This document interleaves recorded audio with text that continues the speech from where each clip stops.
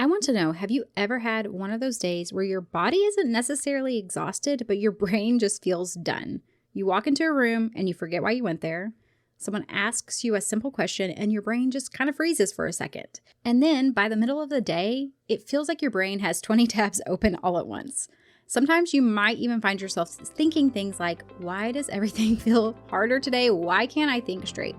That is not just physical fatigue, that is mental exhaustion, and we are going to talk about it. Welcome to Chronic Illness Moms. If you're more than just a tired mom, I'm talking trying to make it through the day without crashing by noon while raising neurodivergent kids, you're not alone. I'm Ashley, a wife, mom, and certified health coach. I have lived with autoimmune disease and flare-ups that made everyday life feel harder than it should. After years of pushing through and burning out, I learned how much stress, poor sleep, and nervous system overload were driving my symptoms. Everything changed when I started building small, realistic habits that actually supported my body instead of fighting it. In this podcast, you'll learn simple habits that help you to feel better. So pop in your earbuds and take a break from the chaos. It's you time. I just want to say, there are definitely days where this hits me. Maybe you've had mornings like this too. The kids are asking questions. I'm trying to remember what all we're supposed to be doing that day. Do we have any appointments? Looking at the calendar, figuring out everything that needs to get done. What are we eating? Someone can't find their shoes. I'm reminding someone that they need to get dressed. Someone else wants help with something. And my brain is just trying to keep track of all of it at the same time. And if you are like me and you're raising neurodivergent kids, then sometimes there's even more thinking ahead and planning ahead and prepping kids that needs to happen. You're anticipating any kind of a sensory challenge, helping your kids to regulate, problem solving any kind of a situation that might come up before it can escalate. And eventually you get to the middle of the day and you realize that your brain just feels like I cannot take in any more information. I can't think straight. I can't think clearly. As busy moms who are raising neurodivergent kids, this is really, really common. And it's not just that you're physically tired. Your brain is carrying this constant mental load all day long. And sometimes the biggest relief from that comes from learning how to remove some of those decisions, not just by trying to push through the exhaustion and push through the hard situation. So if that's something that you're struggling with and you're really wanting someone to sit down with you and figure out how can I eliminate some of this decision fatigue from my life so that my brain is not on overload all of the time, that is something I love to do in my one-on-one chronic health coaching calls. We will sit down, look at your schedule, look at everything you're juggling and dealing with, look at my Power 9 foundational healthy habits and see how can we implement some of this stuff, take some of this stuff and streamline it. Efficiency, my brain loves efficiency. I am like the efficiency brain. Anytime I see any kind of difficulty in our house or problem or anything like that coming up, my brain is just constantly trying to sort through and figure out what is the most efficient way that we can solve this problem or how can we make this situation slightly less difficult on everyone in this house? So if you're looking for someone to sit down and work through that with you, I would love to do that in one of my calls. You can find more information at ashleybraden.com/coaching, or you can look at the link down in the show notes below. So today, I want to talk about something that I know we all are experiencing, like I've already mentioned, that mental exhaustion, where your brain, it becomes fatigued just like your body does. If you're noticing that your brain gets really foggy halfway through the day, even though the day isn't over and you're still in the middle of having to do all of this stuff, while yes, sometimes there are physiological things that are going on that are also causing you to have that brain fog, sometimes it's mental fatigue as well. And one of the biggest reasons that this can happen, aside from the physical that could be contributing to it, is something that is called decision fatigue. Now, I'm sure most of you have heard of it, but this is just when your brain has too many decisions to make throughout the day. And eventually, it's going to run out of that mental energy. So I want to share today a few specific ways to reduce the number of decisions that your brain has to make every single day. Because sometimes protecting your energy and being able to get through the day is not about doing more. It's actually about removing and getting rid of these unnecessary decisions that we keep making on repeat every single day, when instead, if we could streamline some of these things, it would give us a lot more mental space and capacity to do the things that really do matter to us. So let's talk about a couple of things. The first one is why moms often experience decision fatigue. And honestly, I feel like if you just look at your daily life and all the things that you have to deal with, you're probably thinking, I know exactly why I experience decision fatigue. But in case you are not sure, I just want to give you a quick list, because I think sometimes we are so used to what we're doing every single day that it's just our normal. And we don't really have the time or the capacity to step back and realize everything that we are managing. And when we do, we realize, oh my goodness, this is why I'm struggling so much. And even that knowledge can give us a little bit more grace for ourselves to understand why we're struggling, that it's not a personality fault. It's not because you're not organized enough. It's not because you're not doing enough. So let's talk about your brain is constantly making decisions like, what are we eating? What are the kids wearing? Where did that backpack go? What needs cleaned today? What do we need from the store? Does someone need help with homework? What am I doing for my work? My husband was wanting X, Y, and Z, and I need to get that for him. When am I going to do that? My friend texts me and I haven't answered her back. When am I going to do that? And while these decisions might seem small, your brain is still making all of these decisions every day on repeat, and it adds up.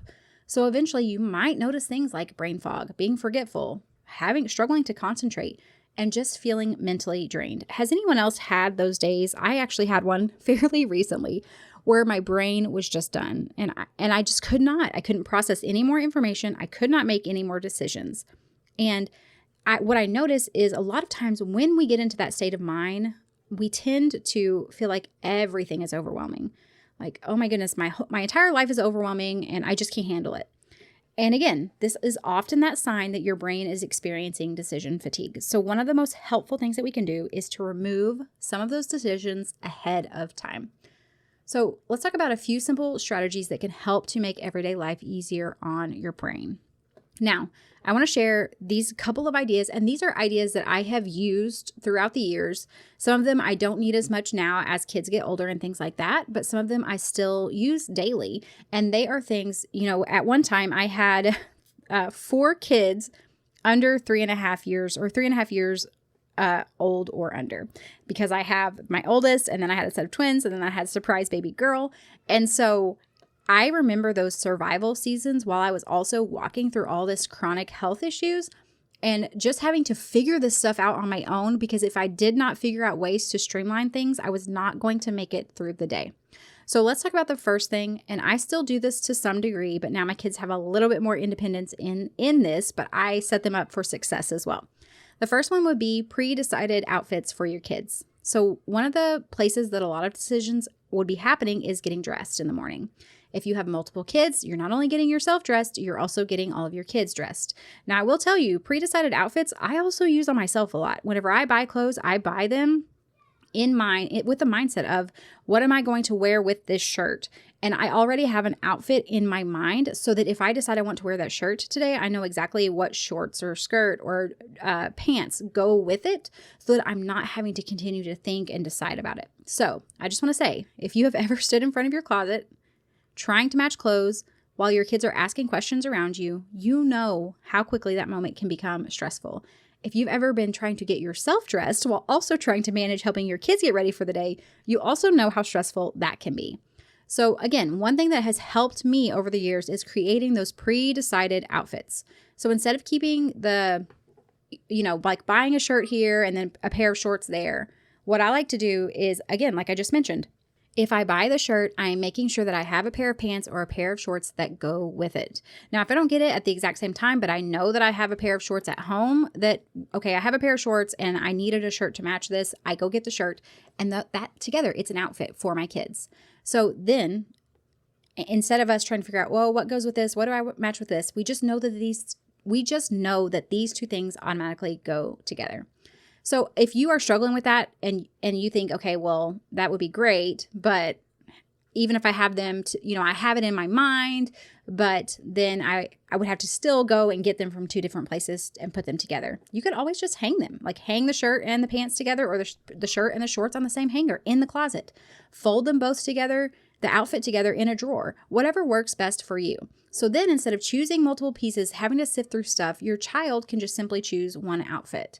And the great thing is, as your kids get older, and they're starting to dress themselves, if you have the clothes that are already matching and you are showing them those outfits, they will then know and learn that these go together, and they just put them together themselves.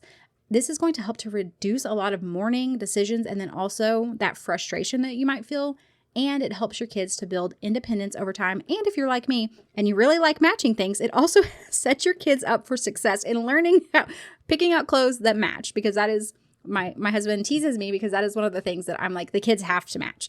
That's just my thing. So I love that I'm helping them to learn that independence, but also teaching them the skill of learning how to buy clothes that match. I have 3 boys, so they would not care if something matched unless I really did put that effort into making sure that it does. And the great thing about this is that I'm doing the work on the front end when I have the mental capacity, and then I'm able to just bring that in every single day and let them then take over. Or, there was a season where I was picking out everyone's outfits. And what I did is I just set aside an hour on a Sunday, and I had little 7 little, like a cube organizer, and 7 of those little cube, the like canvas cubes basically. And I just picked out everyone's pajamas, socks, underwear, and outfits for the entire week. So I only had to do it once a week, and I was going back and refreshing it. And then when it was time to get everyone dressed the next morning, I could just pull out Monday's cube, get everyone's clothes, help get everyone dressed. Anything like that is going to help to streamline these decisions for you, it's a win in my book. Okay, the second thing is default meals. Now, I've talked about this in previous episodes. We went over a whole pantry challenge maybe, a month or so ago. But another place that we spend a lot of our brain capacity is deciding what to make for dinner. And if you've ever caught yourself thinking about dinner, at 4 or 5 in the afternoon, because oh my goodness, I don't have anything planned, you are not alone. And think about this. Maybe you think about it at 4 or 5, but maybe you've been kind of slowly ruminating on it off and on throughout the day. And that stress, that pressure is there all the time. Your brain might be asking things like, do we have any meat thought out? What's everyone going to actually eat? Do I have enough energy to cook tonight? Dinner is one of those decisions that it shows up every single day. And when you are already overloaded, when you're stressed, when your brain is just exhausted, that can feel really, really heavy. So that is exactly why I've taught about those default meals in previous episodes, and I will link those down in the show notes below. But instead of constantly trying to come up with new dinner ideas, the idea is that you build a short list of meals that your family already likes. You have some that are a little bit more in depth, some that are really quick, easy, like let's get this done in 20 minutes or less, and you rotate through those regularly. And the reason this helps is because then when dinner time comes, your brain isn't starting from scratch. You have a list to choose from, and these are the meals that we usually make. This is what I have. And we talk about, building up your pantry. So you have the ingredients you need to support and cook those meals. And it really does help to take a surprising amount of that mental decision fatigue away. And of course, like I said, if you want to hear how to create your own default meal system, just go back and listen to those episodes. I'll link those down below. Okay, the third thing is to create a landing zone for important items. Another thing that can drain your mental energy and cause you to really put a lot of mental effort and then also make a lot of decisions is constantly searching for things, not knowing where something belongs, and then also that visual clutter, or at least it does for me. Shoes, backpacks, keys, water bottles. Whenever any kind of items that you are using on a consistent basis don't have a known place where everyone knows where it belongs and we know this is where it goes, your brain is constantly trying to track them down. It's constantly trying to remember, where did I put that? Or where did I see him drop that? So if you can create really simple landing zones, that can help. So for example, I'll just tell you a couple of landing zones I have in my house. I have a hook in my pantry, behind my pantry door, where the kids' backpacks go every single day. Now, I have a mix. I homeschool some kids. One kid goes to public school. One kid goes to private school. So whenever kids come home and backpacks come and I need to go through them, sort through anything that we need to keep, anything I need to return, I do that. It's just a process that I have now habitually do it. Go through that, and then I know the backpacks go on the hook right there. And then the next morning when kids need backpacks, they can go to the hook and they can get their backpacks. Another thing is baskets for shoes. So my kids, those canvas little totes that I mentioned, we have baskets for each kid for their shoes. So shoes belong in those baskets. No one's having to hunt down shoes because we know exactly where they go. Another thing that I do personally is when we walk into our door, the door that we normally enter and exit from, I have a little wall divider there, like one of the metal ones, where I I can put any kind of important mail, papers, bills, anything like that we need to keep a hold of and that I don't want to have to track anything down. I also keep a bulletin board for kids stuff. So if there's like a paper that I need to sign for school and take back, or some homework, or maybe it's an event that's coming up, I can just put all of that on the bulletin board. I'm not having to sift through piles of paper to figure out where that document was. It's just hung on the bulletin board and I know right where I need to look whenever the time comes. Another great thing that I have tried with my home, although I'll be honest, it's been a little bit unsuccessful because my kids just don't really follow this. But if you have any kind of a device or anything like that, so like an iPad, for instance, my kids sometimes use iPads for educational things. Creating a charging spot for devices, that can be another great thing because then you're not having to hunt down the devices, but also you can create a really consistent routine of the devices go here and then we charge them back up. So you're not looking for chargers, and also you're not starting your child on some kind of an activity and then realizing that the iPad is almost dead. So those are just a couple of quick things that we personally do or try to do in my home. And again, when everything has a predictable place, your brain stops having to solve this same problem over and over and over. So highly, highly recommend finding a couple of these things and think about, where do you struggle the most in these areas, and then start making some kind of a landing zone for those one or two things.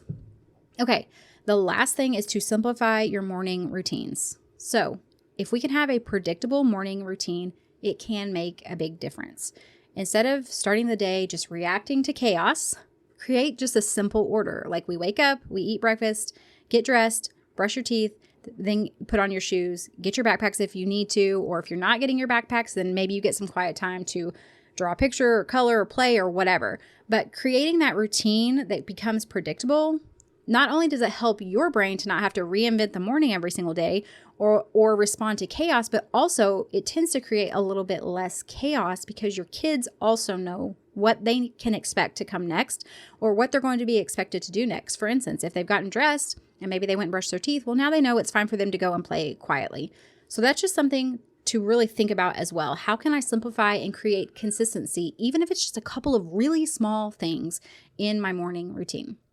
Okay, if your brain has just been feeling mentally exhausted lately, I want you to try choosing one decision that you can remove from tomorrow. Maybe it's looking like pairing outfits tonight for everyone to get dressed in the morning. Maybe you're choosing a default dinner for tomorrow so you don't have to decide tomorrow. Or maybe you're picking one of those things on the list and you're creating a landing spot. Maybe it's for backpacks. Maybe it's for shoes. These small changes can make a surprising difference in how much mental energy you have as the day goes on. Okay, friends, that is all for this episode. I would love to know if you do any of this. This is one of my things that, again, I've mentioned. My brain loves efficiency. And so I love hearing from you if you do any of these things. And I want to know how it goes. Did it make an impact on your day, on your kids, on your schedule, all of that? So reach out to me. I have everything linked down in the show notes below. And I have email, I have social media, and then also we have our free Facebook community. And I have all of that linked down below. And I would love to hear from you guys. I hope you have a wonderful week, and I'll see you back next time. Hey friend, I hope you found today's episode helpful. If you did, would you take a minute to share it with another mom who's struggling with chronic symptoms? And leave a review on Apple Podcasts. It means the world to me to know this podcast is making a difference for you. All right, it's time for me to go tackle those snack requests, and remember that a short walk, even if the kids turn it into a race, still counts as self-care. Keep chasing those little wins. Even when it feels messy, you're making progress. The information shared in this podcast is for educational and informational purposes only and is not a substitute for professional medical advice, diagnosis, or treatment. Always consult your healthcare provider before making any changes to your health routine. I'm not a doctor, and this podcast is not intended to treat or diagnose any condition. You're the expert on your body. Listen to it and reach out to a trusted provider for support.